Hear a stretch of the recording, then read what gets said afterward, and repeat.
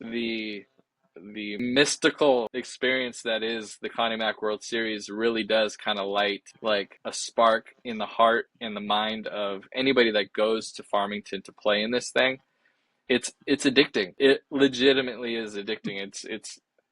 It's baffling, and it's like, we'll go into this, I'm sure, about how the city operates and how the volunteers Mhm. operate and how the tournament itself operates. It's the only word I can explain. And when I do have the conversation with the parents that we want to come, it's like, this isn't an event that you're just going to send your kids to. You as a parent, you have to come to this thing. You have to. It's so much more than just a tournament. It's addicting.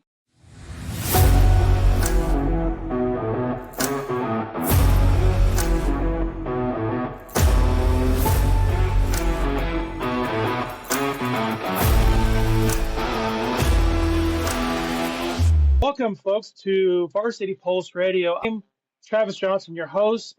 Man, what a crazy week it's been in the sense of my last interview. And today we have the first member of the 2024 SoCal Renegades. And I hope to get more down the road. But welcome to the show, Mr. Tim Ursich Jr. How you doing, buddy? Yeah, Travis, how are you? Dude, I'm fantastic. I'm thankful that we were able to finally make our schedules meet and able to get this together. You've been busy on traveling the world, per se, getting some fishing going on. I went some hunting with my brother, but we're finally here. We're finally talking about what we both have a passion about, and that's both Yeah, man, baseball and the Connie Mack World Series. So you got it. tell me a little bit about yourself. Where did you get your passion for baseball, and how did you end up where? You know, baseball's in my blood.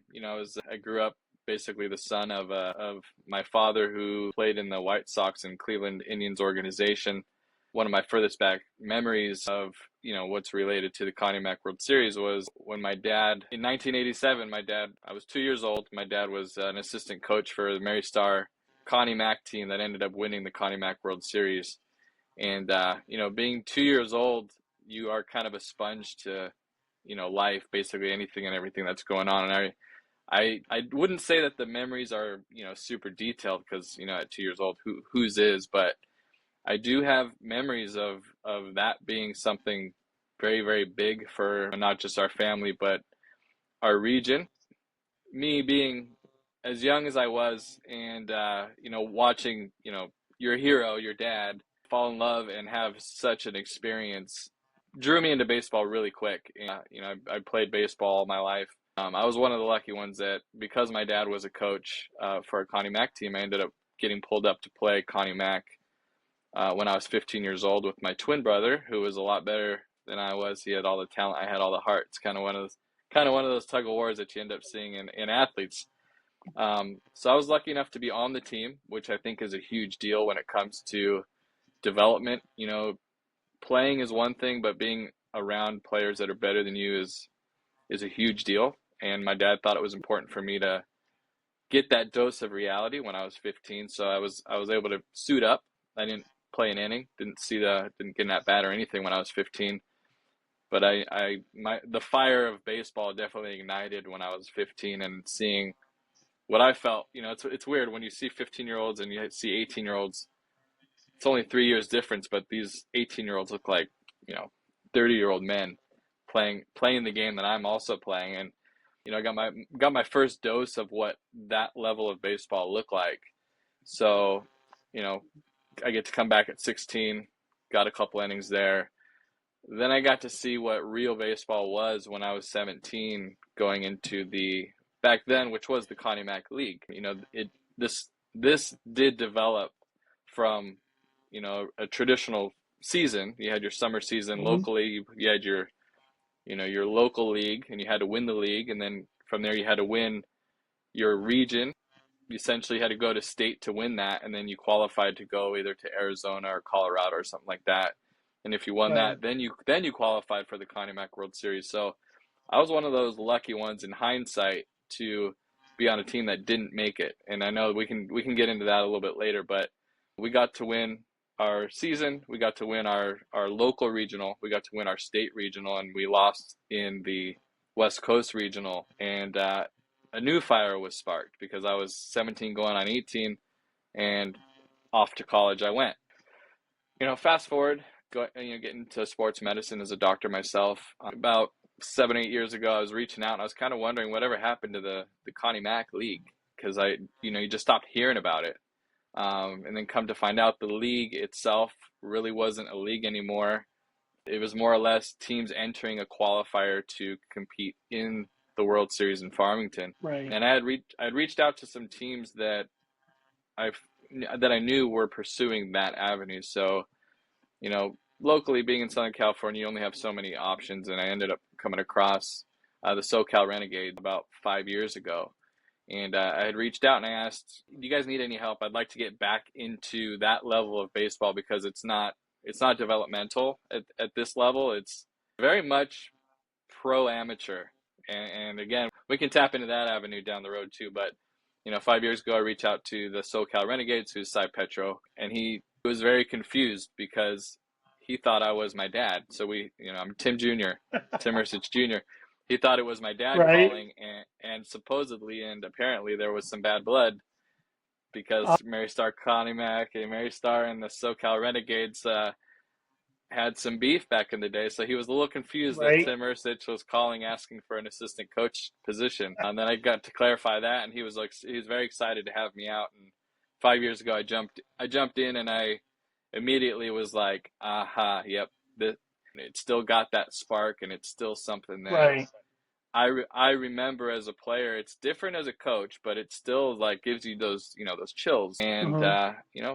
fast forward now, and here we are up into the modern day, and I'm still doing it, and I've had some serious talks with Cy and about potentially taking over as the manager here in SoCal because Cy's health is deteriorating a bit. So over the last 5 years, there's been a little bit of prep and some networking, which is a big deal when it comes to this level of baseball. So the future is going to be pretty interesting for me in this aspect going forward. So a couple of things you touched on that I would like to kind of dig in a little deeper.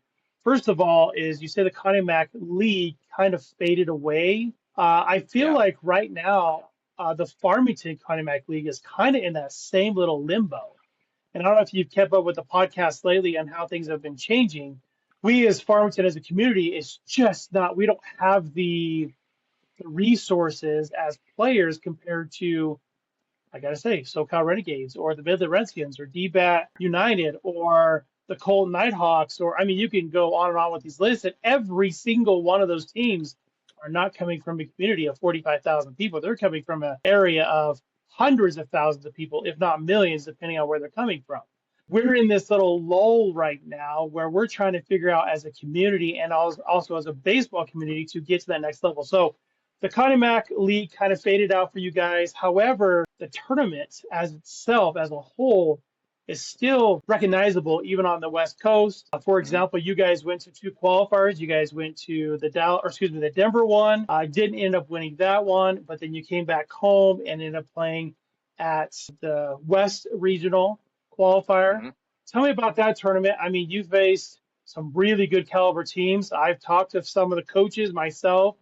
It was one of the better qualifiers that I've heard coming out of the Western region. Would you agree? Yeah, 100%. It was really, anybody could win. Anybody could have taken that tournament. It really did come down to, the Nighthawks were, they were the favorite, I'd say, and that's not a knock on us. It's just, the reality of baseball. When you have a team that's compiled of, D1 athletes, you definitely have to play up. But, Right. the Cinderella story of the Zingers coming out of Arizona, 17U, and Yeah, the basically prospects, running man. running the table. I'll be the first to say it, and you know, we pulled it off in the sixth inning. I believe we were down 4-1, and you know, we really we cut it close. We definitely should have lost that game when we do look back on the stats and how it played. But as fate would have it, we ended up pulling it out and winning that qualifier. There is something to be said about losing that one in Denver because I'm a firm believer as one of those coaches that you learn more in losses than you do in wins. And I Right. think that was a humbling experience for our kids to realize, hey, you guys are all stars. I get it. You guys are all batting, 2, 3, 4 in your high schools. But everyone you're about to see is also hitting 2, 3, 4 of their high schools, and we got to beat them. So going out to Colorado and struggling was, I think, it really was the turning point. Even though that sixth inning against the Zingers was more or less the light switch that went on, because our boys were damned to lose, the way they said it, to a 17-year-old team. And motivation is motivation no matter what it is, and if that's what it took for them to do that, they did it. And yeah, that West Coast qualifier was intense, and it's special when you're a coach and you kind of just get a chance to fold your arms and watch them play. At this level, Right. especially, it's one of those things where there isn't much coaching. It's more strategizing, which is a whole different level of baseball on the Mhm. coaching side now. And we got to do a lot of strategizing, and it was one of those things where the other quote that I like to say is, players win game, coaches lose them.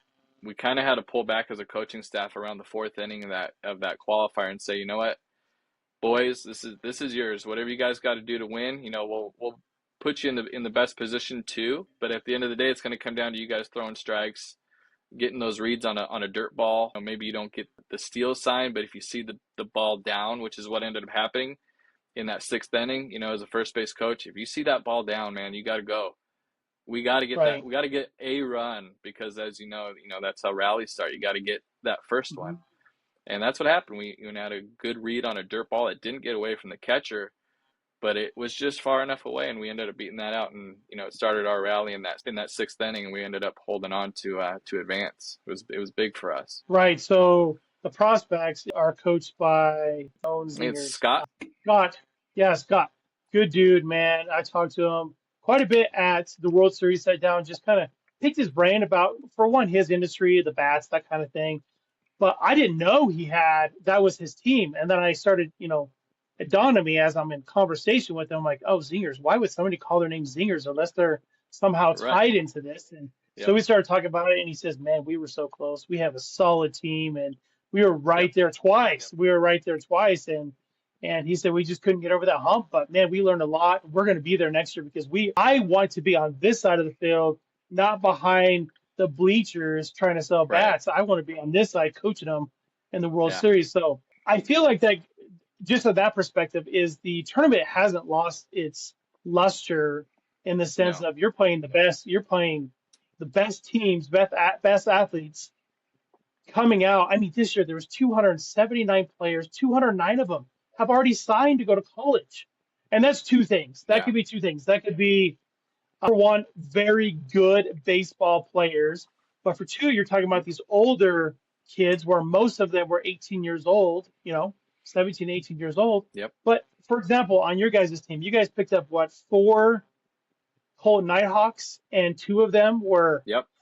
your studs on. Yeah. Good gosh, Ryan Halamachek, and then God, Ryan, I can't say enough about that kid. We'll get him to him a little later, but It had to be done. That's the thing is the going back to Scott's team, and we ended up picking up 2 of their guys. I mean, you typically right. don't pick up 17-year-olds. You end up picking up the 18-year-olds that are in college because they have a little bit more of that, quote unquote veteran experience. Mm-hmm. And there's a lot to be said on the networking skills that go into scouting and recruiting and building a team that's going to represent essentially California. And Right. it's been some work to get in the good graces with Colton. They've been our in-state rival for a long, long time. You guys are sharing the But same school. yeah, we're competing to recruit from January all the way until qualifying. So Right. we built a very good network with Colton. They're a lot less of a rival off the field. On the field, it's a different story, of course, because Absolutely. there's only one winner. But It better be that way on the field. It better be that way on the field. Yeah. 100%. And in a testament to Ryan Halamachek, who just, I mean, that the Game 7 of the World Series, I would put that guy in Major League Baseball right now if I could. And watching his composure, it was just insane. And because I have a little bit more of a hands-on approach now with the Renegades, we actually did a little bit of this is breaking news for you. We developed our championship rings, and I was really like, man, Colton's been so good to us in giving us these players and allowing us to pick up these guys because they didn't have to.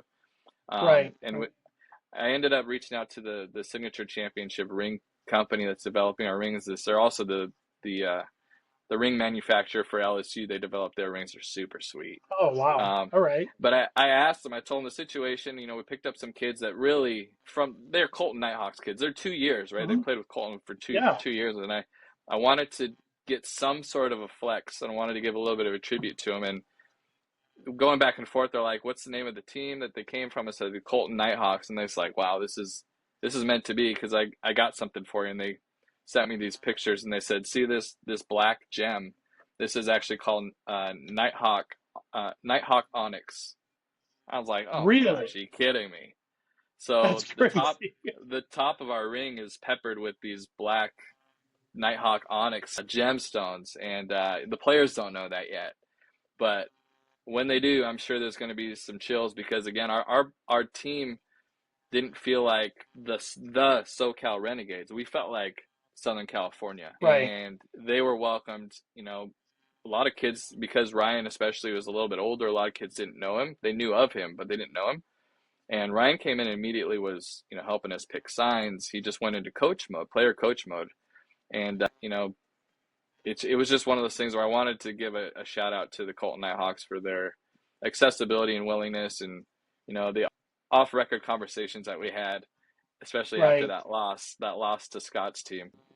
But yeah, it was cool to be able to plug that into, the championship because without them, I feel like we would have had a little bit of a tougher road for sure. Oh gosh, pitching is number one, as you know, in any tournament. But you come to the Connie Mack World Series, it's different because you're facing legit college players, and they'll figure out real quick. There's a reason why they're going to college. They're some of the top players in the nation. So Yep. if you don't have that Ryan Halamachek, I gotta say, I love saying his last name. It's one of the It's coolest so last fun. names ever to say. I Rules. can't wait Yeah. to hear one day on a broadcast and him pitching for, I hope the Atlanta Braves because that's my team. Hey, But there you go. dude, he's solid. He's an outstanding young man.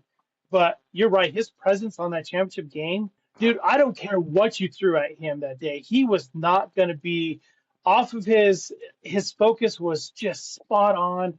And I'm watching it right behind the third base dugout, and he's fired up every inning. And that I yeah. feel like his momentum, and I want to say his momentum because when he struck out a dude, it carried right into the dugout. And you guys, all right, let's go.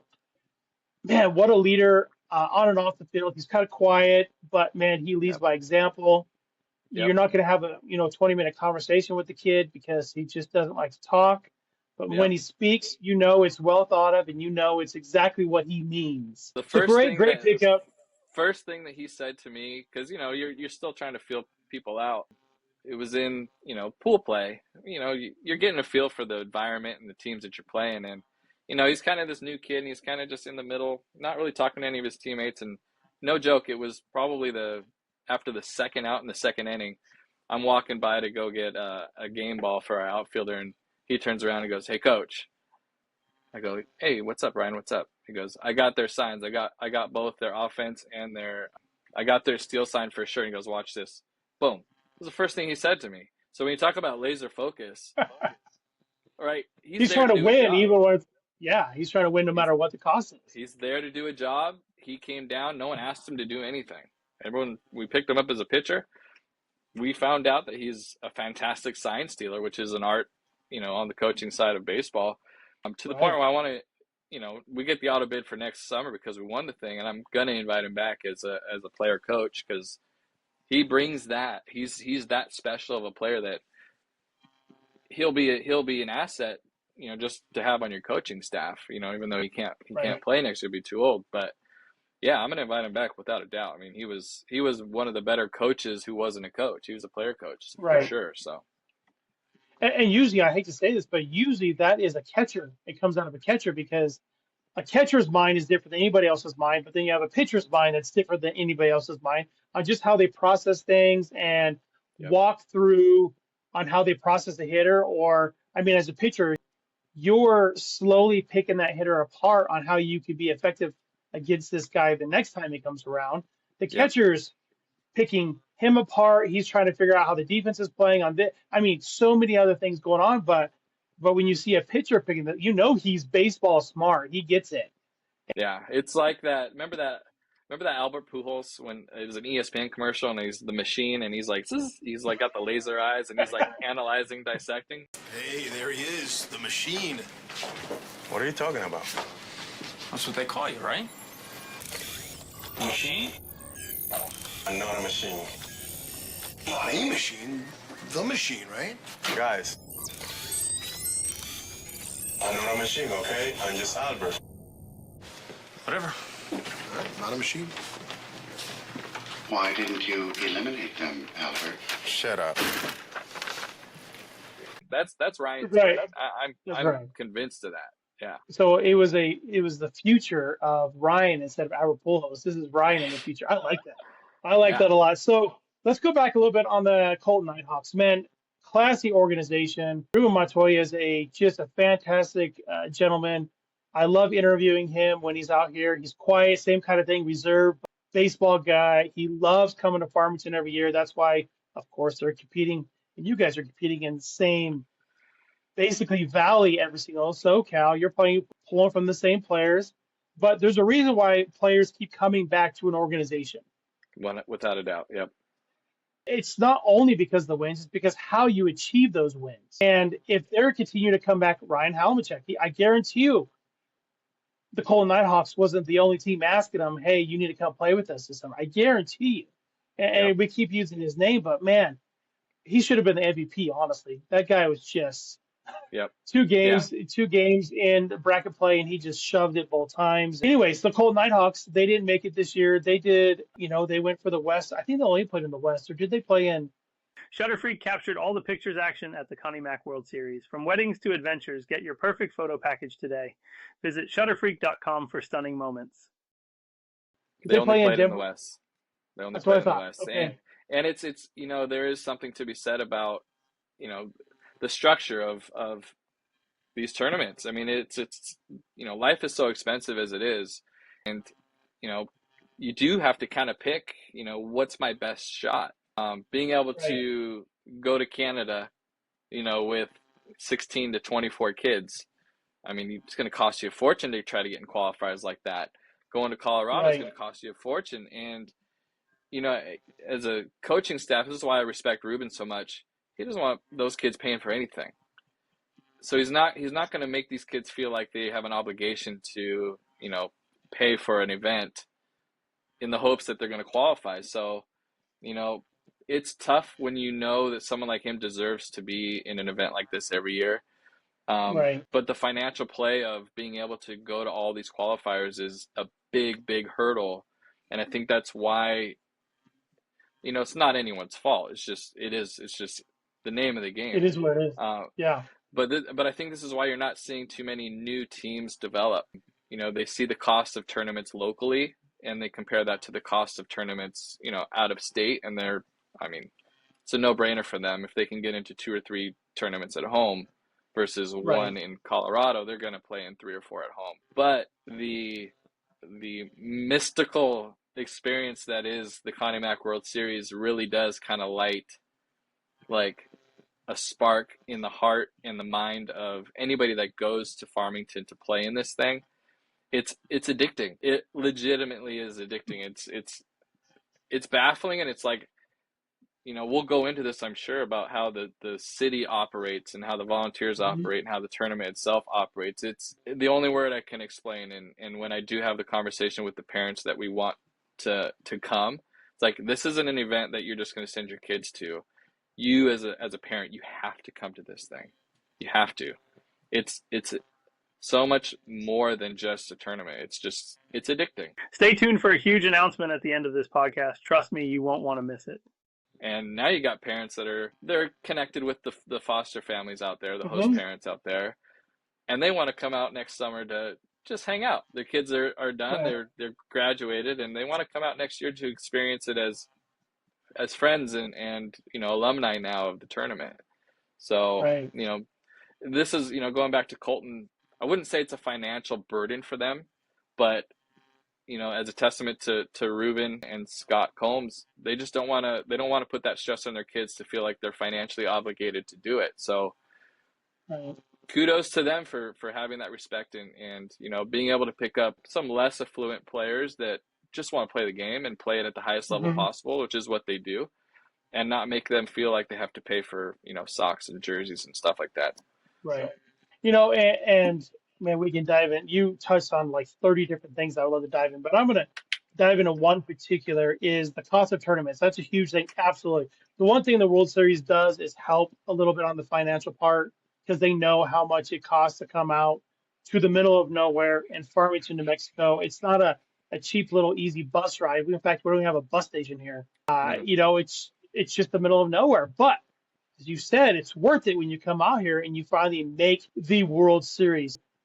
The Yep. cost of the qualifier. So, prime example, the Tulsa Sandlot.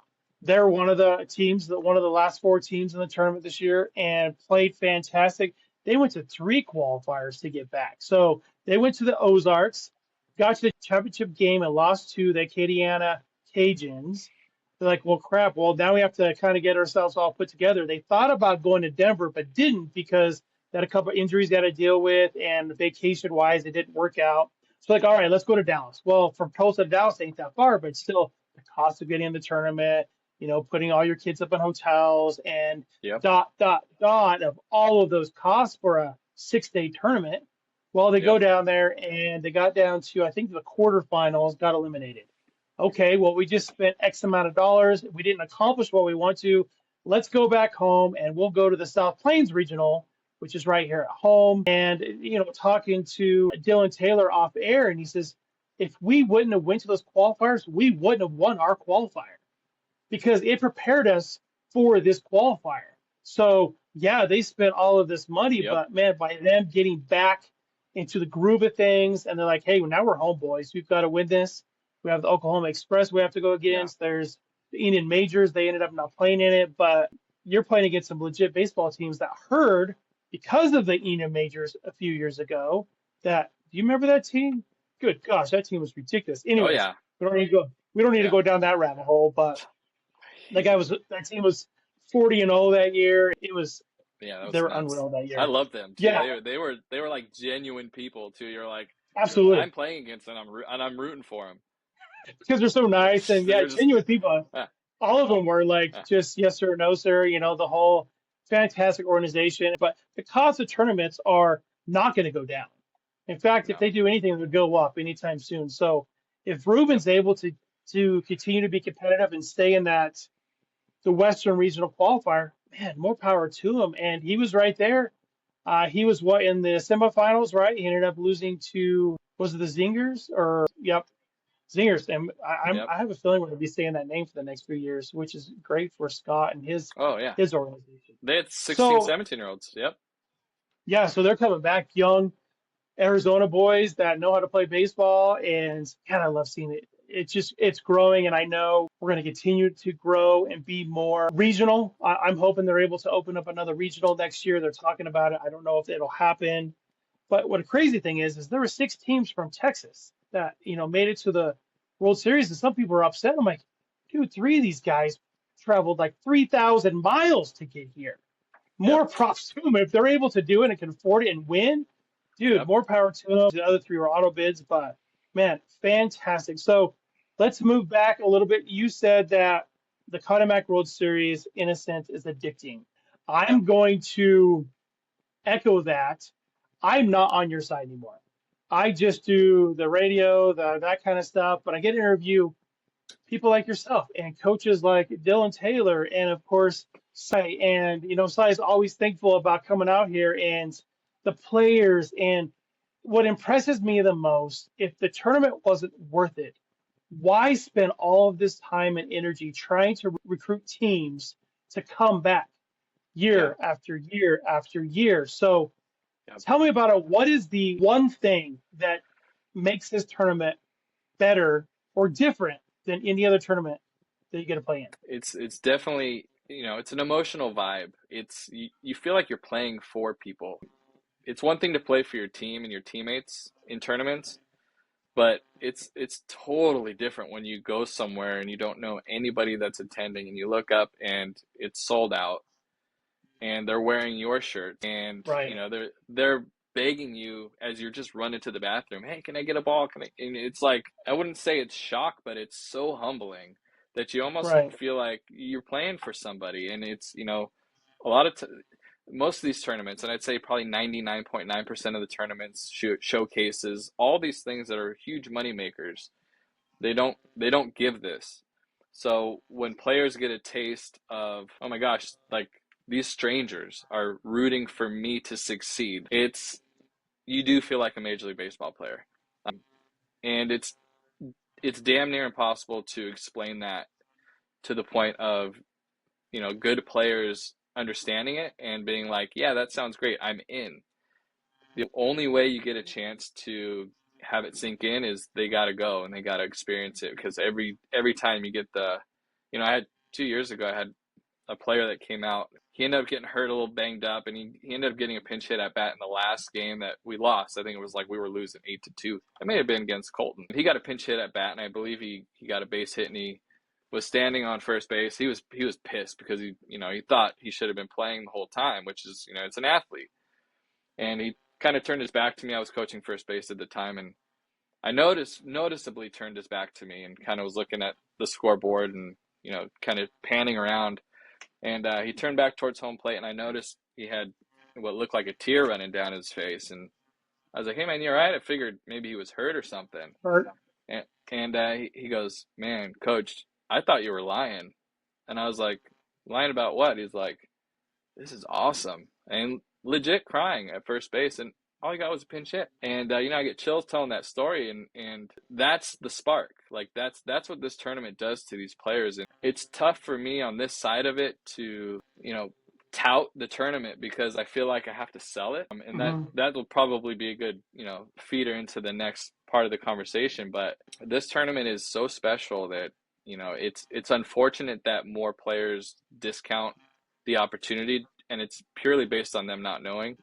And again, you take it from knowing about it to playing it and feeling it. It's just night and day. So it's the emotional vibe, it's the emotional plug, and it's it's definitely the long-term, lifetime memories that you develop, because it's just a tournament that this doesn't exist anywhere. I wouldn't even say, like, I know a lot of ex-Major League Baseball players that compare it to, minor league baseball, or even, the Major League, World Series type environment.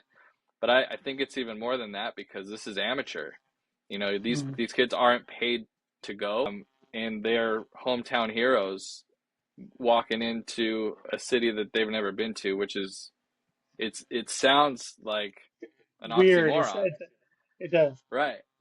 And but it's very true. So, it's, best way to put it is it's the emotional vibe for sure. So I was fortunate enough, as you know, I played in '99, and I've stayed in every podcast thus far. It's a little different because you are the host team per se, so it's a little different vibe, because of course they're rooting for the host team if you're playing. But if you're not the host team, man, that crowd gets into it just as much, and it's amazing. So fortunately, I was able to play for the host team, and the one thing that struck me the most, and you said it, is when you leave the baseball, and I've already seen it years prior because I've seen the World Series my whole life, and you walk out of the dugout, win, lose, or draw, it doesn't matter. Those kids are there because they idolize you, because you're on the other side of that line and you're not in the stands. They see you and they look up to you and are like, hey, this guy is special. Can I please have your batting gloves? Can I please get your autograph? Can I I mean, all day long. The first time I remember keeping kids back in the day, and the first time they said, hey, they're asking for my autograph. I've never given an autograph before. I don't know how to sign it. Yeah. I don't know how to sign it. And they're like, well, now it's time to figure it out. And I was joking about that. One of my other previous podcasts is, do they even know how to sign, write in cursive anymore? Well, if you're going to come out to if we're going to come out to a tournament like this, where you're right, it's bigger than baseball. It's a community that loves not only the game, but loves what this tournament brings as a community whole. We back it every year, and we're trying to make it where it never, ever, ever goes away, because I am biased, but maybe I'm not. I don't think you'll ever find another Farmington. No, I don't think so. And what I mean by that, you're not going to be able to pull up in, I don't know, Springfield, Illinois. I don't know, name a town in the United States and say, you know what, this is what we're going to do. We're going to get 10 teams to come here, and I need 200 volunteers to keep kids at your house. No Okay, chance. there's one. Okay, that's one. Yep, there's one item list. Okay, cool. We got 200 people. It's not going to happen. It's not going to happen.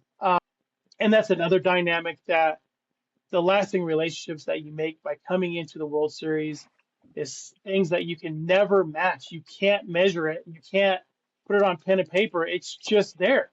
Yep. Still, one of the kids, Logan, that played with you guys, or sorry, played with the Cole Nighthawks last year, he came down just for the World Series to see Ryan, which was his roommate. I stayed at my brother's place and to be able to watch him play for a few games.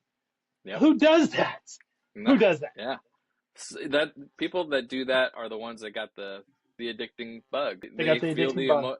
they feel the emotional vibe and they need it. It's you need your fix of not to get into like the world and everything that's going on, but you just don't find things this wholesome anywhere now. It just You can't doesn't manufacture exist. it. No, You can't manufacture it. It's real. It's real. We care. We care about the success of these young men, and we want to provide the best home away from home that we possibly can for each one of these athletes. Yeah. Yep. And So the kids know that. The kids feel that and they know that, and when they see that, they leave recognizing like, holy crap, like this family went so far above and beyond.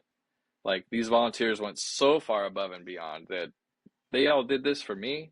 Like that's the thought that's left, and that's where the appreciation comes in. right, absolutely. So we're going to dive into the baseball side of things and the actual tournament play. Let's break down a couple of these games real quick. And man, you guys had amazing pool play. Well, you went 2-0-1. You guys tied. I don't remember who you guys tied in the. I remember you guys every team in your guys' pool was tied, if I remember right. Yeah, so we had that weird game at the end there where we had to either give up less than 9 or win. And we gave up Right. 8. We gave up 8 in 2 innings and went on to win 9-8. That's crazy. No, I think that was the game we You tied. just That got was the 8-8. Yep. That was A, yeah. So okay, so you go through go through pool play. You guys 2-0-1. Your first game is against the Acadiana Cajuns. You guys came up 11-2, guys. You guys were just swinging the bat so well. But I think a lot of it also is, this is the first time team coming in. Not saying they have a disadvantage, but they don't know all of the things. They're playing a night game, a nightcap against a team that has experience coming in here. Explain a nightcap game compared to an afternoon game. I mean, everything changes. You get different, feel of your skin feels different because it may be a little bit more humid. Visually, things are a little bit distorted because you're not used to the lighting. Depending on which stadium or field you're at, is different, right? And, what we do is we play almost exclusively night games here back home to prepare because the vast majority of games in high school are all day games. So there is a little bit of a competitive advantage when you have played under the lights because, you may lose the ball off the bat because you're not used to the stadium, you're not used to the lights. But because you've done it before, kind of like where to squint and how to squint. And, you end up learning the other variables of baseball, such as sound, or even picking up where the infielders shift. If you're an outfielder, where they break. If you lost it off the bat, you can kind of see where your shortstop and second baseman break to know, okay, it's probably going to be there, and then pick it up again and you're kind of in the vicinity. A lot of variables, a lot of small variables, depending on how late, because as some of these games can start 11 o'clock, 12 o'clock at night because it's tournament play and you guys get a lot of monsoon stuff. So, you may get a little bit of weather that comes in. You may get some wind that comes in that maybe changes, a little bit of, it's not so much fog, but the dust storms that kind of roll through that do distort you. But, playing at night versus playing a day game is just, it's like playing in 2 different stadiums. It's like playing in Colorado and playing, in San Diego. It's just night and day for sure. Right. It's not the same. So you guys played the Monday night game, which was the second night you guys got to play. But tell me about the feel of, hey, we're playing the nightcap. We know there's going to be a sold out crowd. We're playing against a team that's probably never played in front of a crowd like this. What do you tell your players coming out there? I kind of take a different approach. So a lot of coaches will assume that there's going to be jitters and try to talk them down. I say, boys, when you get out there, I want you to look around, absorb, get it all, look at everything. Look at how big the wall is, look how big the jumbotron is, look at the picture on the just soak it all in. When you're playing catch, stop. Don't worry about throwing it. Absorb the stands from behind you and watch the people walking in. What are they doing? Who are they looking for? If you got kids yelling at you if you're in left field, and absorb it, because at the first pitch you got to go into business mode. Right. So I very much welcome all the players to, hey, I don't care what happens. You need to live in this moment. You need to absorb everything you can here. And I do remind them throughout the entire tournament, hey, absorb this, because this is going to end. I remind them that as they go, because I don't want this to just be, if you go, 2 and out and you go home, in most cases as an athlete, you're like, well, that was a waste. But if you go 2 and out and you've absorbed and you've taken in everything that you could while you were here, you're kind of like, man, that was cool. Like, we got our asses kicked, but man, that was awesome. So the last thing I want for these kids is to go home feeling like they didn't get anything out of this. And there are jitters, and you can see them. It's almost exclusive, a ground ball to somebody, on the first pitch. And you kind of watch, as a coach, you kind of hold your breath, because it's an underthrow, it's an overthrow, and it's a kid that maybe made 2 errors his whole, high school career, which is what happened with Taylor Kirk. I mean, I think he led the state in fielding percentage, and I think he had 3 errors in the first 2 or 3 games. And you're just like, hey man, I know that's not you. I know that's not you. You gotta adapt to this, because this is normal. So you get into the next level, this is all normal. So, I basically influence the kids to, welcome it, welcome the emotions, welcome the nerves, welcome them, and just live in the moment. Enjoy it. Okay. So now we move on. You guys win 11-2. Now are going to go against another team that has been here a lot. DBAT United. They went with United Baseball this year, but DBAT United. And if the people that are not familiar with DBAT United, they're a huge organization now. They have come a long ways. They used to be Dallas Mustangs, and then the Dallas Frozen Ropes, and then there was another team. There's 3 teams that got together and made this organization. So they've been here. They've done this. You guys go in there and you roll them on another evening game, 5:15 game. Tell me about that little game. And I don't know what it was about you guys this year, but you guys are seeing the ball. You're playing the best baseball I've seen a SoCal team play ever coming into the tournament. And there was something different about this team. Tell me about this game. These kids enjoyed playing up. A lot of them played played for schools that had some competition at time, but it wasn't consistent. Going into the orientation day when the kids showed up, I mean, most of them were in flip-flops and shorts, and you can tell the other teams were looking over at SoCal boys like, who do these guys think they are? SoCal boys. And they were genuinely just like, this is cool.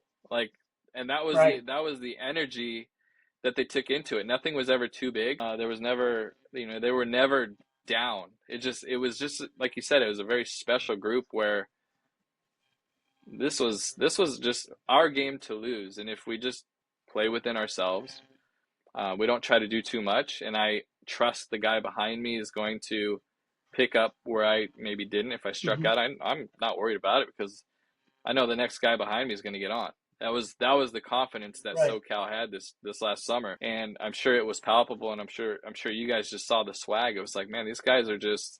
I mean, we do this because it was business, right? So, that's what that was, like, business, and it was just a confidence that you didn't have to worry about who's hitting behind you. You knew that every inning was going to be something positive. If we did give up a run, we knew we divide the game up into thirds, 2 innings, 2 innings, and 2 innings. If we win that first set, let's try to win the second one. Whoever wins 2 out of 3 is going to win the game. It's kind of the approach that we have to it. And they just bought into it. We get a run in the first or second inning and we hold them to none. We got 1 of the 3. We get a run in the third or fourth. We hold them to none. We just won the game. And then they just kind of relaxed. And that's how we played it all summer. They bought into it very early, and they maintained their confidence. And one of the biggest things that ended up being in our favor was we didn't allow ourselves to overcoach. We trusted that our kids knew how to play. An error would be made, and there was nothing to correct. You pat them on the butt. You're good. That's it. And it's almost like they're waiting for you to correct something. No, it's not you. I know that's not you. You're fine. Right. And the energy just was universal amongst the players. And do you remember the song "Let It Linger" from the 90s? Yeah. That was our team's Cranberry theme song. Yeah, that was our team's theme song. And I don't know where these kids heard it, because it's not a song that was popular, but that was the I know it's song kind that of a they California sang. vibe. It is, but it's 90s, so I don't know how, where they got it or why it went viral or whatever, but they were singing it to each other in the dugout. They were playing it in the batting practice. There's nothing motivating about it, but they were just calm, cool, and collected, and that was the energy that these kids had, as long as we as coaches weren't getting in the way. Right. Just let them play. Man, at this point, you better know how to play some baseball. If you're a 17, 18-year-old about to go into college, several of them were already in college, you better know what you're doing. I mean, if you don't know baseball yet, you're not going to be at that level anyways. Man, you guys beat Right. DBAT. You move on to the next round. You guys, I don't think you got a bye, or did you get a bye? You did get a bye. Yep, you got the bye. And then you guys end up playing the Redskins. We take advantage of our bye days. Our down days are days where we enhance our team's ability to become even more of a team, because as we talked about earlier, you do have a lot of strangers on your team. And one thing I like to do is I like to shove them all in an escape room, and I'll purposely pair them up with maybe kids that are a little more quiet with the kid that's a little. Yeah, exactly. Yeah, and I'll sit in the surveillance room and I'll watch them, and I'll drop the hints. One thing that we do that I will take credit for is I go so far above and beyond in connecting with your guys' local businesses. I want them to know that we're Southern California. We don't have these things. Southern California is so big that if we wanted to go to an escape room, it's a 50 minute to an hour drive somewhere to get there. You guys have all these cool little things just right there. So we built all, I've purposely reached out now, make sure I, give them thank you things. And yeah, I'll dump them in an escape room, and they'll let me do a little bit more than what the general population would, like sitting in their surveillance room and giving our players hints and, helping them get through these escape rooms. And I'll be able to type in hints that aren't even relevant to them. And you'll see them start to scrounge and like, what does that even mean? And it really means nothing, but you see them getting pissed off, and then all of a sudden they'll realize that coach is screwing with them, and they'll look for the camera and those are the things that you would just break their mind from baseball. When you have a bye day, you got a day off, you clear your mind. We're not going to go hit. You want to go hit on your own by all means, but we're not going to do anything as a team baseball wise. I want you guys becoming brothers, and if there's ways I can help facilitate that, I'll do that. And that's something that we've done for the last 2 years, and it's paid off. We didn't win it last year, but we did pretty well. And, going Mild to Wild, which is a big thing out there, taking the kids river rafting. Right. Again, it's the intangibles that the city of Farmington brings to these kids that end up making them and enhancing them as people. So, yeah, the bye day is important as much as it is winning a game. Right. Right. Absolutely. And you said it right. You just kind of gave them away from baseball. I mean, baseball is already so intense at this point because you're playing top-notch baseball, and then maybe the game before they struggled, I don't know, offensively, defensively, or whatever. Just take a break, because baseball is the most mental game in sport I could think about. There maybe golf might be number 1 or 2, but baseball is, dude, if you don't get over it now, you're not going to succeed. So if you can take a break from it all, man, that's a fantastic way of looking at it. The interesting thing about this tournament this year, you had to play the Redskins twice. So the first time you guys played them, it was a tight game from the first pitch. It was 2-1, and I was doing that game on the radio, and you're waiting, and I hate to say this, you're waiting for the Redskins to actually make something happen, and they just couldn't. You guys just kept shoving it and just kept, no, we're not going anywhere. We're here for a reason, and And I hate to say that we're waiting out for the Redskins, but typically every single year during the No, it's true. championship game, they're very seldom on the losers end of any game. So Yep. and we're thinking, and they're the home team, so we're thinking, oh gosh, it's only 2-1. There's no way that the Renegades can hold the score. And gosh, you guys did. And I think that Yeah. bumped you guys. You guys got bumped up with the amount of confidence after the game from we're good until we're like, hey, you know what? We're a really good ball club. Hey, Varsity Pulse fam, loving the podcast. Let's keep the momentum going. Drop a comment and share your thoughts. We want to hear from you. Hit that like button if you're enjoying the show. And don't forget to share this episode with your friends. Spread the word. Follow us so you never miss an update.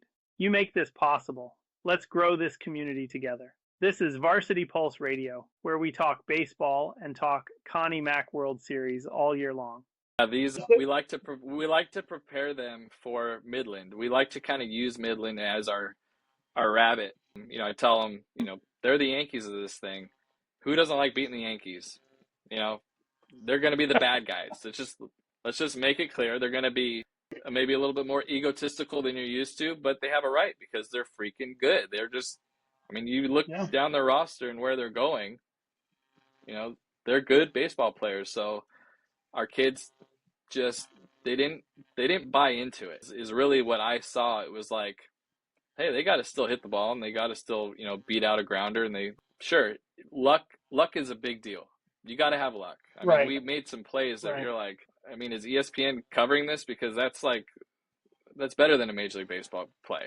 Like, you remember that play? Oh my gosh, your shortstop.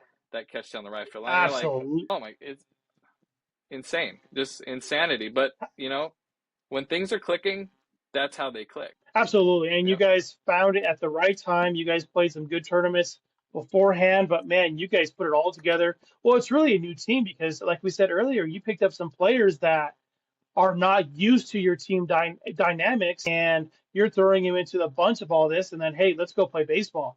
I don't care if he's a pitcher or not. You still have to know your team dynamics and feel comfortable with throwing to your catcher.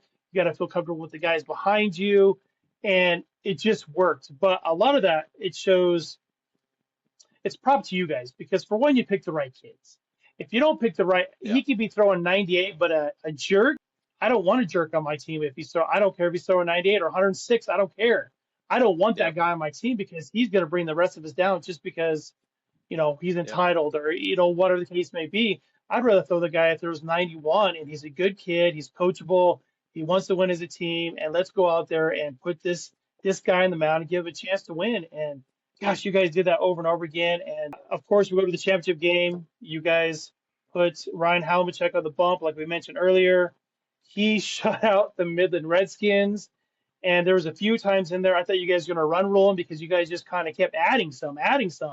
You never got to the run roll part, but you guys played all 7 innings. But Ryan, complete game.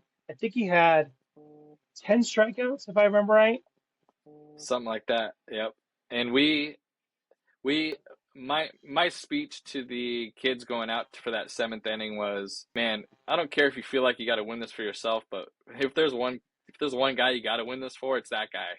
And if I remember right, I think he was at like 95 pitches going into the inning, and now they have the drop dead rule where you got to pull him at 105. And as we were getting ready to break, I told him, because he didn't want to know. He never wants to know, hey, I don't want to know what my pitch count is. And I kind of broke the promise of not telling him. I was like, man, you got 10, and I want you finishing this thing. And I know you want to finish this thing on the mound. And he did. Yep. Just went right after him. And good gosh, man. Finished at 103. You can't say enough. Yep, 103, man. You can't say enough about that young man. And I'm fortunate enough that I got to meet him personally, since he stayed with my brother, and just a good young man, just outstanding. He loves baseball probably more than he loves anything else in this world, but it's a passion and also a love, and he's able to still play it at a very competitive high level. And I know he's going to go places because, for one, he's a good kid, he works hard, and he's very, very good at his trade. Yeah. Well, here's a testament. No, you guys, I was gonna say here's a testament to who he is as a person. So, given the climate of the world right now, it's very taboo to broadcast your religious, background, your beliefs. And yesterday, actually, I think he live streamed his baptism on Instagram. And I was like, this kid That's is just, amazing. you just don't see that, let alone from someone his Right. age, who social media is everyone's world at that age. Right. He just doesn't care, man. It's his life. He's in it. It's his moment. It's his thing. And, that's a big, if I was to say like the epitome of who he is, there you go. Someone that's just, There you go. this is mine, right? And yeah, it was. Of course, I gave him a shout out, like personally. It's like, man, good for you, man. I was really proud of him for that.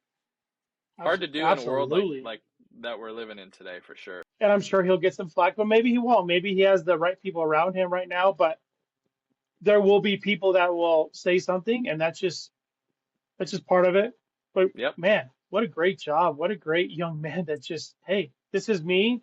If you like it, great. If you don't, Give. I'm okay with Yeah. it because I'm gonna Bye. still be me. But Yeah. respectfully. Yeah. I mean, he's not being a jerk For about it. sure. He's being respectful about it. And man, what a fantastic. Okay, so you guys win your second World Series championship in 12 years. I know you weren't a part of the first one, but tell me how much this meant to this group of young men getting over that hump, because you guys have been in it for, I think, the last 10 consecutive years, and you Yeah. finally get over that hump to win another one.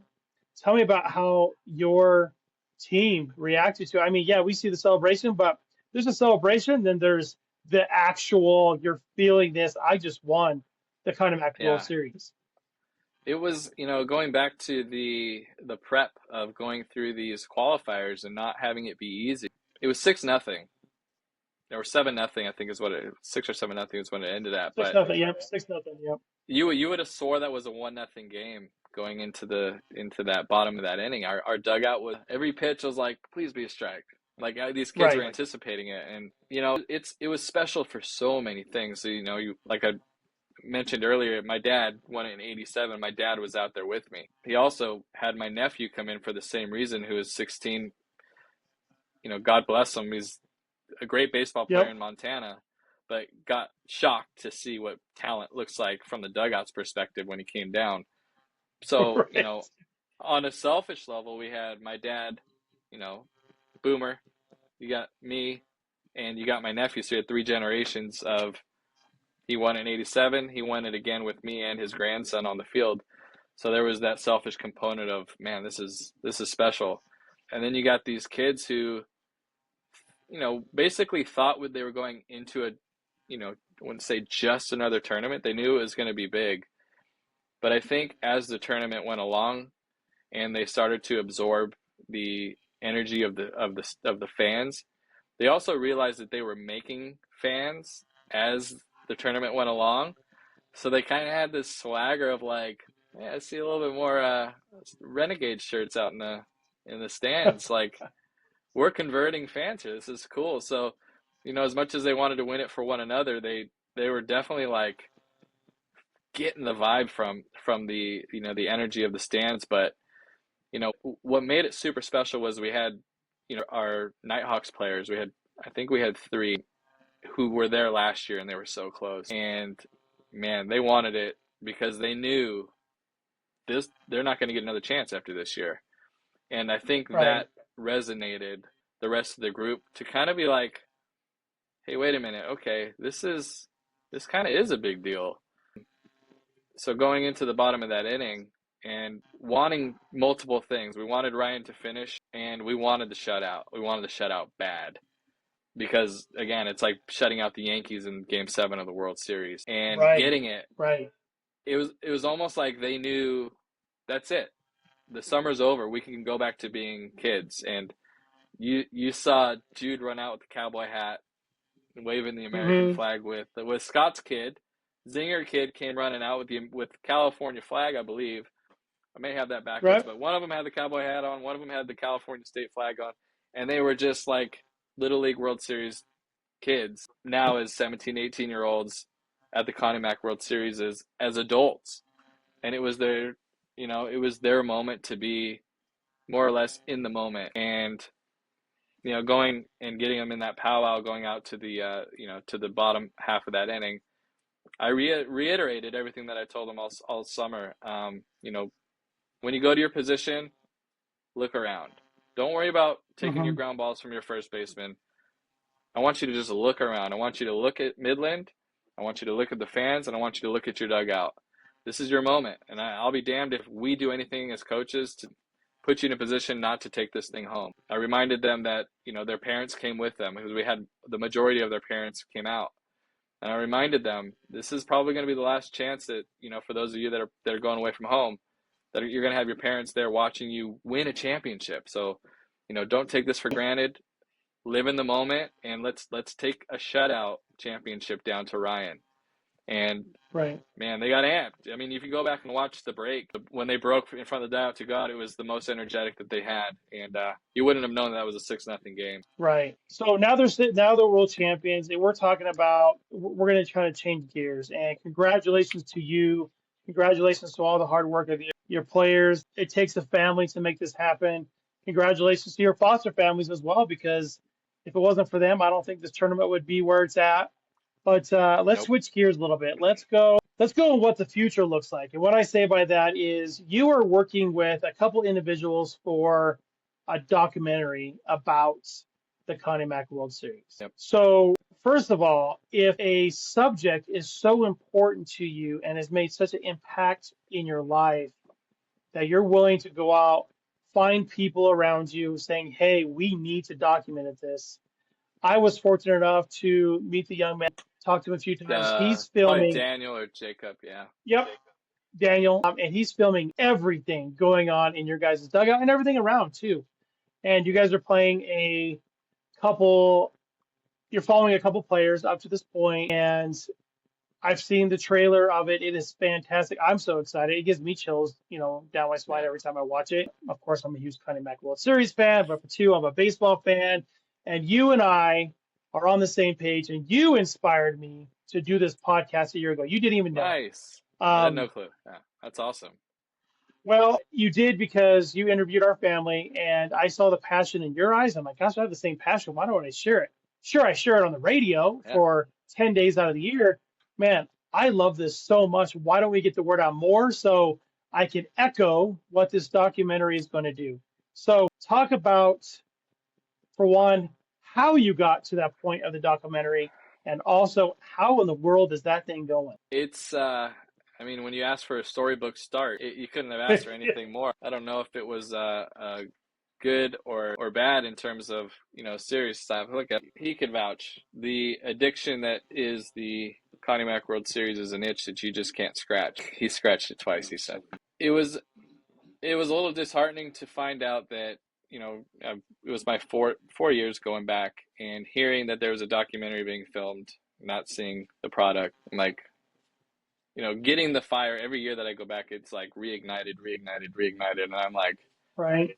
this is driving me nuts. Like, and then of course I come back home and, I go through the struggles of trying to convince players, and it really is a convince players who have never heard of Connie Mack World Series, really don't know. It's not just baseball as we've talked about. Trying to convince these players, and it's so frustrating because I grew up like the Connie Mack World Series was the World Series. It was, if you got to play in it, it was Major League Baseball.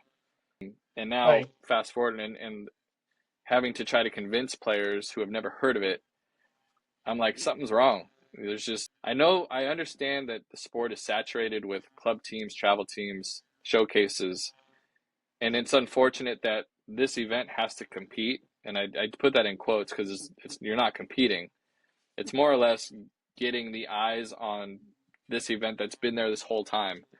I feel like all these travel teams and showcases have just kind of like shoveled dirt to kind of keep the event at bay because they're probably afraid of losing players too. Mm-hmm. So the frustration just built more and more and more and more. And I because I am so interactive on my side and involving myself with the foster host families and the kids, then of course you get influenced by, Welcome to Wrexham comes out. And I'm not watching it, but I'm kind of like, man, this sounds awfully familiar. Like, why? This is us. This is this story. Are you kidding me? You talk about the community. You talk about the event. And you talk about how much the event means to the community. It's like the perfect Hmm. the perfect triangle. Right. And then of course it's the letdown of, hey, there's a big documentary and we got to move the game. The tipping point was the year prior was having to move the final game from, I think, Friday to Saturday to appease CBS. And then like a light bulb went off in my head, and I'm like, how can anybody put so much emphasis on this game, this one game, this championship game being on CBS and expecting viewership when there's nobody invested in any player that's playing, Right. what they're playing Right. for, why it's on TV. If I'm Right. flipping, and this is me, and I'm a diehard baseball fan, I'm flipping through the channels, and maybe it's a Saturday and there's nothing on. I'm flipping through. You come across like Showcase Softball on ESPN2. I may watch it for 10 seconds, but I don't know. Like, I'm not Hmm. interested in this. I'm really not. And I do like watching Right. softball too. But that epiphany You're not went on where invested. I'm like, yeah, I'm not invested in it. And I was just like, there's so much more to this series than, what happens between the lines, that if I'm a viewer and I watch that entire game, I'm like, cool, that was a great baseball game. And I leave not Hmm. knowing anything about the Anything. 99% that went into getting to that final game. And Right. then I'm putting the two and two together. I'm like, welcome to Wrexham's basically trying to highlight everything that's going on behind the scenes to get to the game. And the game in Welcome to Wrexham is just like a couple snippets of the highlights of the game. And then they go back and they talk to the Hmm. community and build it up. And then, of course, I'm watching Hard Knocks. And I'm like, how cool would it be to find a group to assign a couple, film crew to the dugout, follow these kids because everyone's got a life outside of the game. What are they doing? How are they getting there? What do they want to do? And again, the light bulb went off, and I kind of just took it upon myself in just being that's the nature of who I am. Took it upon myself Right. to try to pursue, people that have interest in sports. So I didn't know Daniel. I didn't know he existed. And I reached out to a couple of friends of mine through text. I was like, hey, do you guys know, I'm in LA. Everybody knows somebody who knows somebody. Do you know anybody that's interested Well, in that sports? like that, you're kind of the film capital of the world, so there's Yeah, got to it's be a good somebody out place. there, right? It's gotta be a To good place reach out. for the networking for sure. So lo and behold, um, I'm a big believer in divine intervention, by the way. Yes, I know somebody. I'm gonna put you in contact. Actually, I'm playing golf with him tomorrow. Let's come by your office and you can talk to him about your ideas. And of course, now I got it all mapped out in my head, like everything Right. from the Right. orientation to the meeting the host family to living in. So I meet him. Oh no, there's a writer's strike. There's not going to be anything going on in Hollywood indefinitely. I got nothing but time, is what Daniel says. I got nothing but time. I can't be hired because we're on strike. He's like, where is it? I was like, I'll try to explain it to you, but I'm not gonna. I got you. I'm gonna buy you a plane ticket. I'll pay for the hotel. I'm gonna fly you to Farmington, New Mexico. I'm going to introduce you to John Curry. I, of course, let John know, hey, we're going to come out, and I'm bringing somebody with me who wants to. And I'm sure Daniel's okay, sure, he's got nothing else better to do. He's going to go for a ride. Right. And this is after the season. So this is in late September, and I get him there. There's no baseball going on, and I Right. see Daniel. We pull up to Ricketts, and I see Daniel. Basically, his pupils dilated. Again, there's no baseball or anything. There's nobody in the Right. stands. Nothing's happening. All they're doing is they're just groundskeeping. And he's like, "What are you guys prepping for?" They're like, "Oh, next July we have the Connie Mack next summer." He's like, "It's September. What do you mean?" He's like, "This is what we do. We prepare. It just finished, so we got to clean up what's been torn up." And he got the itch, and there was no baseball. That was when I was like, Wow. "We're on it. All right. This is This is real. it. Right. This is it." And I'm like, like the infomercials, just wait, there's more.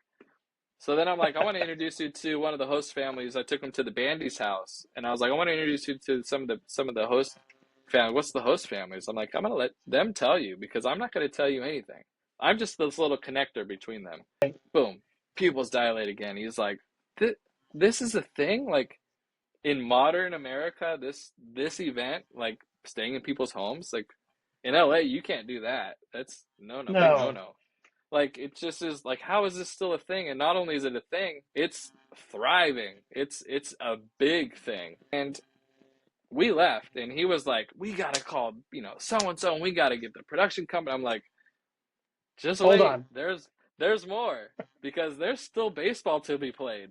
So I was like, if you guys want to do like a little like scouting trip so you can see, I was like, I know you got the emotion, I got the itch. He's already locked and loaded. He could sell this thing like that. I'm like, you got to come. You got to experience it as, like me. You're not a player. You're on this side of it, but you got to come out and you got to experience it so you can be like, you don't need any more validation, but I need you to get that extra validation in. Right. He assigns a couple filmographers to scout and travel with us. He got to Hmm. see everything that we see. We lost in Colorado. We were losing in Irvine in the 6th inning. He saw the comeback. He saw us go freaking crazy when we beat these poor 17-year-olds, and it's like, ooh, we want Right. to beat them because we actually like them. But I'm like, don't worry, we actually get to take some of their players too. So he's like, what? And like all these epiphanies went off with him.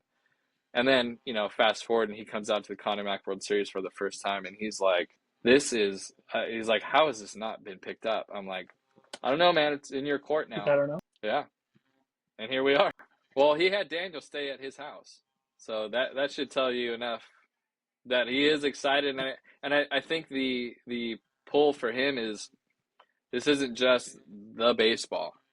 Like, this is Right. your home. And I know he's from Farmington, I believe. Yep. Like, Yes. Yep. we're showcasing your home.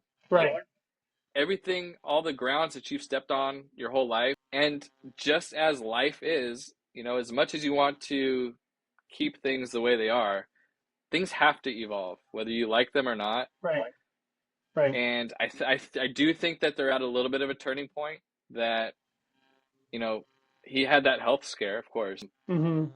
But the older people get older, and unless it's properly handed off to the next generation, it'll fall off on its own, because that's just what things do. And as we progress in life, it's like, who's the next generation that's going to take it and not? This was the original fear. Who's not going to take this, recognize it to be this huge cash cow, and say, why are we doing this in tiny, tiny, tiny Farmington, New Mexico? Let's move it to Right. Dallas, and let's make this a 30,000 person stadium, Right. and let's just sell tickets and food. Let's get rid of the volunteer stuff. Let's make it like a major league thing. Like Like the that's Little a League World real Series. concern. Yes, that's a legitimate concern. Hmm. And it should be.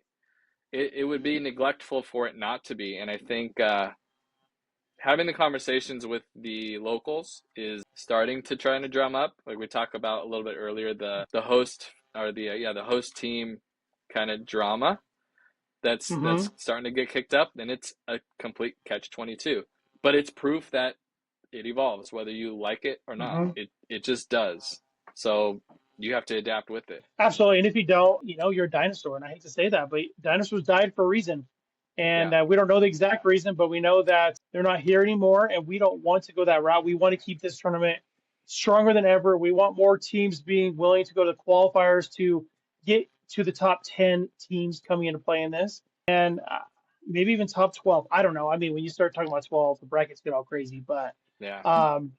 16 would be ideal. That would be ideal. 16 teams. You could all squeeze it in the same week, but man, that's a big freaking tournament to get to the World Series. But in saying that, we have an avenue, we have an opportunity right now as a collective whole to make these adjustments, to make this tournament not only be better than what it is, but grow leaps and bounds on the recognition of how good it is.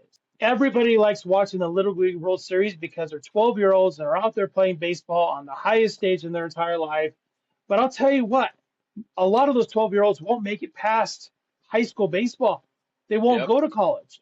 Yep. Almost every one of these players that are playing in the Connie Mack World Series are moving on already.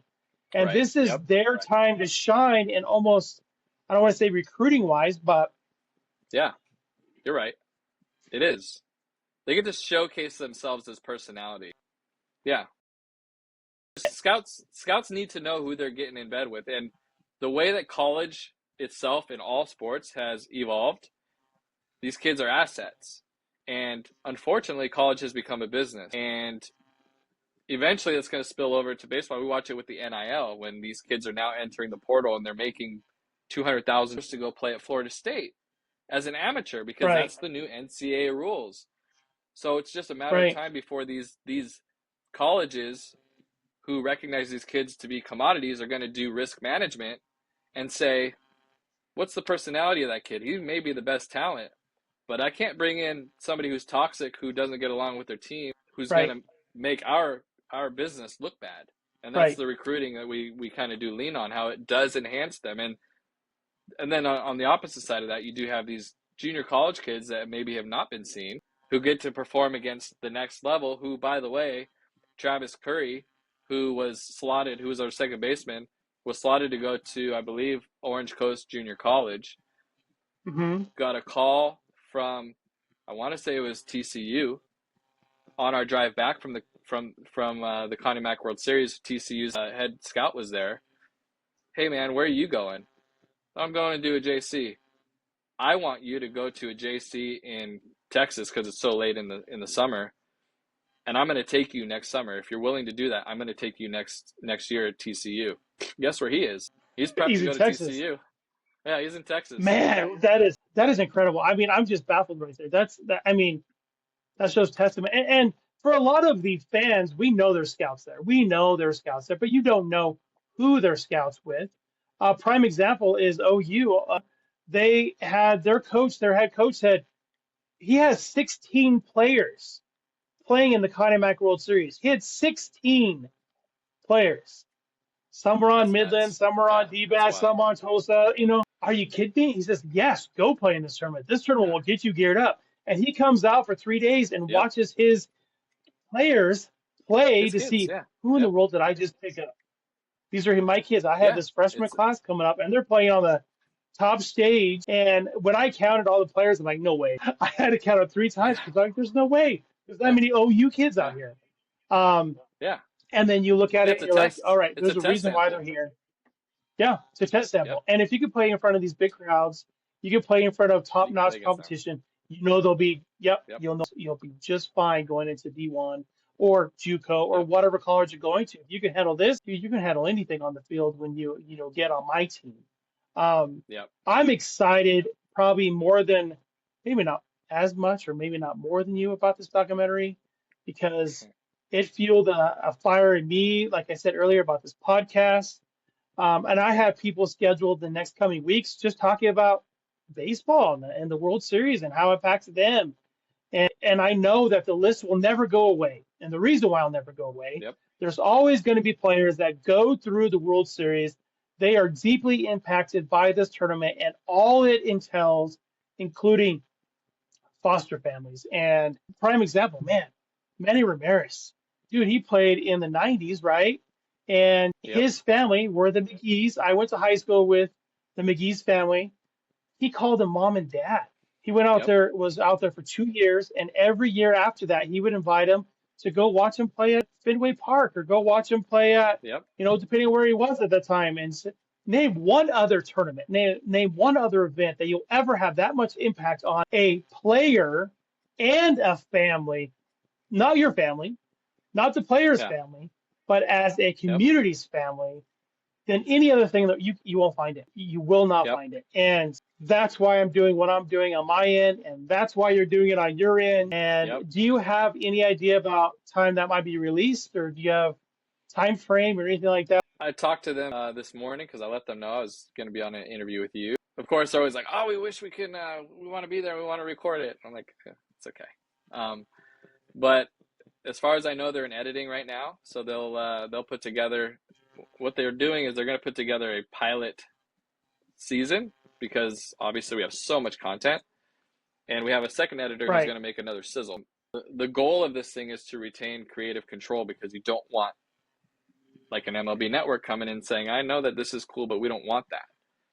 Right. The only way this right. succeeds is if we're able to control all the avenues. So we're going this way with the sizzle because you're going to appease, the production companies with a quick, Mhm. 2-minute trailer. And we're also creating the pilot, because if they're like, yeah, we love this, but we want to give it to this, that, or the other, you're going to be like, no, thank you. You can give it $10 million or whatever you want. This event is not like that.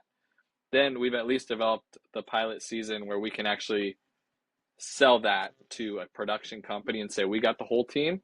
We're going to continue to make this, and we're going to follow each team with a couple people. But as of this morning, yeah, the editing was, I think, pretty much consolidated down to what they're going to use for the pilot season. After that, I mean, sky's the limit. It's because of that strike. You have a chomping at the bit type hunger for, I need something new. I need something fresh. I need something organic. I need something wholesome. The world's freaking crazy. I need something like unifying that isn't going to be, oh, it's more politics, I'm going to turn it off. Something that's just going to bring you back to center and have you be, wow, this is awesome. And this goes back to, like you had mentioned, the Little League World Series. The Little League World Series wouldn't be the Little League World Series if you didn't get them from their local qualifiers to their next level, to the bigger stage, to the championship, where the viewer is invested in a player who maybe cried when they got thrown out. You know, those little things, because that's the plug. You know, piggybacking on the maintaining the creative control. If you don't have outside of the lines content, this documentary, the docu-series is what this is going to be. It'll never be. You'll just have more empty promises, and everybody, the baseball is easy. That's easy. But unless you can have why do I care, the why, you just got a really good baseball game that is, you know, flipping through channels and changing it. But if you can get the investment emotionally for these, you know, parents that maybe had a kid that left for college last year and they're like, oh, I miss it, and they're, oh my gosh, it's my kid now. You're going to develop stuff like that. So, but yeah, that was a long-winded answer on like, where is it right now? It's pretty, and then the two editors will take it from there. I don't know what the timeline looks on that. Like I said, I'm more or less like the networker, but I know their goal is to get it done before spring training, because they have lined up interviews with like Justin Turner and Eric Hosmer and people like that. Well, yeah, you lose people as you get too close into January. So, you know, they have another like solid, you know, 2-3 months to get something done, and not much happens over Christmas.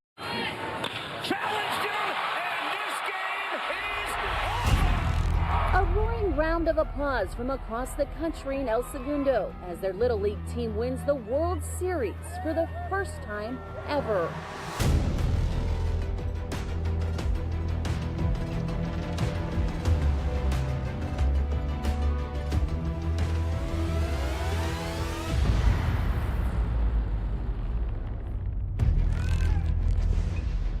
Fountain Valley, California. A few top players have been selected to play in the Connie Mack World Series. Kaden Manura, I'm a senior. Johnny Long, I'm a senior. The Connie Mack goes to college level. It's mostly guys who are committed to go to a D1 or D2 college. Definitely like trying to put numbers up to go somewhere. Last year, Pool play, we went undefeated, the #1 seed going into the tournament. And then we lost one game. We were fighting to stay in it, and we ended up losing. Yeah, I want to win it. If I were to win the Connie Mack, I'd be on top of the world. follow 10 of these elite youth athletes as they compete and hone their skills in hopes of becoming America's next legendary baseball player. Once a year, the small town of Farmington, New Mexico puts on the greatest youth baseball tournament. I have never heard of Farmington, New Mexico. I don't blame you. You've never heard of. It's definitely like the middle of nowhere. It's an all-American city. It's a nice place to live. Wherever you go, you usually know somebody. We have continuously held it since 1965 here. And the flagship event of amateur baseball.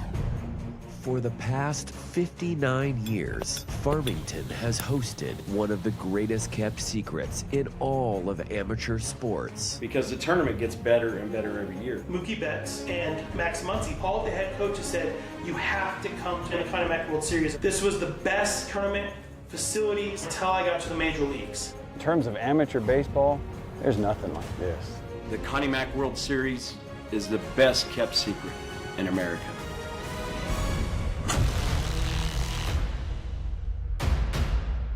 First time you see the field, big the stadium is, it's kind of a shock to you. There's 7,000, 8,000 people in the stands. Like goosebumps. You walk in, there's a lot of people, a lot of energy. I played in front of more people in the Connie Mack World Series when I was 17 than I did any level in the minors. If you can get tickets, hang on to them for dear life, because you won't see them again. Farmington just turns into like a whole party city. The people live for this. 8,000 people watching you, screaming. And it was electric. Everyone was banging their feet on the ground. The whole ground was like shaking. They've never been exposed to anything like this. It's shock and awe. So many big-time names go through this tournament. I've actually been pretty lucky. I got a chance to play in the Connie Mack World Series. Ken Griffey Jr.'s played there. Max Muncy. Barry Larkin, Manny Machado, you got Eric Hosmer, you got Matt Harvey. Well, it's like hard to name them all, to be honest. 12 teams, 11 days, 1 trophy. Don't miss out when Farmington opens their doors to over 100 youth athletes from all across the country. And you find that many families to host all these players. These are 18-year-olds. Every boy that comes to play in our tournament is housed in a private residence. We don't put any of the players up in hotels. They gave us this bat. Thank you so much for opening your home to us. You started off as strangers and now are like my second family. It impacted us to see a stranger come into your home and just instantly become a brother. It's a lesson for all of us because I think that we're always growing our family, whether it's blood or not. That we're in the tournament, not in Farmington. There's no chance in the world that my kid would ever get to play in it. You take the Connie Mack World Series and you put it in some big market, this isn't going to happen. If the Connie Mack World Series wasn't here, there wouldn't be any more family dynamics. All striving to win the Connie Mack World Series Championship Trophy.